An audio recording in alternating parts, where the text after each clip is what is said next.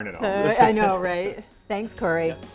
Okay, so what would you do if your loved one, your son, your daughter, your husband, your wife, was caught in the grips of addiction?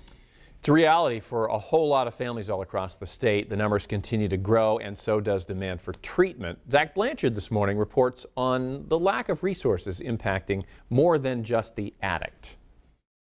376, the number of overdose deaths last year in the state. It's a number we've shared over and over again.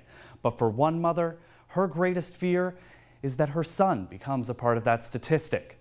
And worse, she blames herself. 11 years old. That's the age Lena Estes says her son started using drugs.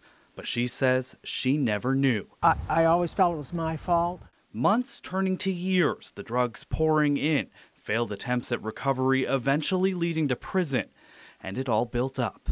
You really don't think that anybody has the problems that you have. Isolated, alone, and filled with guilt, finding help for herself proved impossible. I just didn't know where to go and who to see. But now, more than 30 years later, Estes says she's finally found hope, taking part in a new support group at the Bangor Area Recovery Network, specifically for families of those facing addiction. Heal together, walk this path together. Karen Foley heads up the group alongside Jim LaPierre.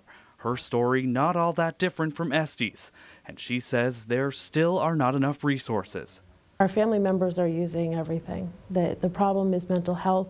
The problem is lack of services. So they pulled from all the resources they could find, including the National Alliance on Mental Illness, and created a space where moms, dads, aunts, and uncles can come to heal. The message that I most want to deliver to folks is you need to take care of yourself. Both encouraged because we're doing something that needs doing, and I'm saddened because the need is really, really great. For Estes, she says while her son still faces his own battle, she is finally able to fight her own. The knowledge is what's so important, and I wished I had known more than I did.